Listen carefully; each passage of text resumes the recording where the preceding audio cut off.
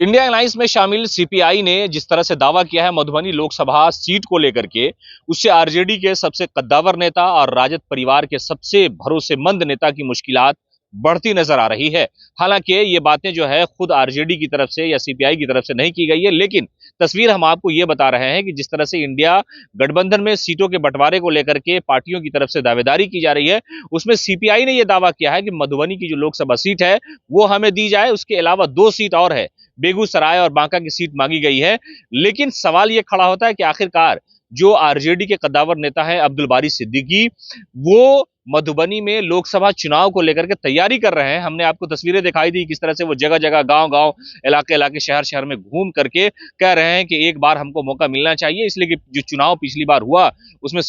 वोटों का बंटवारा हुआ, उससे चुनाव हम हार गए, लेकिन इस बार मौका दीजिए। और लोग ये मन भी बना रहे हैं, वो उनके कार्यकर्ता, उनके नेता ये कह भी रहे हैं कि अब्दुल बारी सिद्दीकी इस बार मधुबनी से जरूर लोकसभा चुनाव जीत करके संसद पहुंच जाएंगे। लेकिन जिस तरह से सीपीआई यानी लेफ्ट ने दावा कर दिया है इस सीट पर कि वो सीट हमें मिलना चाहिए, इसलिए कि हमारा वहां कोर वोटर है, हमारे वहां कैडर है, इसलिए लालू प्रसाद यादव और मुख्यमंत्री नीतीश कुमार कांग्रेस के सामने उन्होंने प्रपोजल रखा है। तो इस प्रपोजल से राजद सुप्रीमो लालू प्रसाद यादव के सबसे भरोसेमंद और राष्ट्रीय जनता दल के सबसे कद्दावर नेता अब्दुल बारी सिद्दीकी की मुश्किलात बढ़ सकती हैं। सवाल इसलिए खड़ा हो रहा है क्योंकि अब्दुल बारी सिद्दीकी वहां चुनाव लड़ने के मूड में है और लगातार पटना में वो कम समय दे रहे हैं, ज्यादातर वो मधुबनी में घूम रहे हैं। लेकिन जो दावेदारी की गई है बेगूसराय के साथ साथ मधुबनी पर भी सीपीआई ने दावा ठोका है।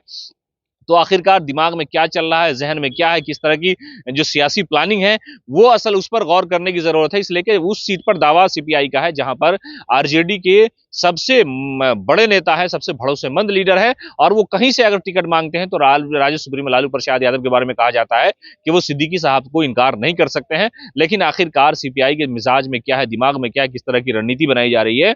कि ये अब्दुल बारी सिद्दीकी की सीट पर दावा कर रहे हैं, ये सिर्फ रणनीति है या सिर्फ राजनीति है कि भाई 3 सीटों पर दावा किया जा रहा है, कितनी सीटें मिलती हैं ये तो लालू प्रसाद यादव, मुख्यमंत्री नीतीश कुमार और कांग्रेस के जो नेता है अखिलेश सिंह, वो तय करेंगे। लेकिन अब तक जो तस्वीरें सामने आई है कि 3 सीटों पर जो सीपीआई ने दावा किया है उसमें एक सबसे बड़ी सीट जो है वो मधुबनी की है।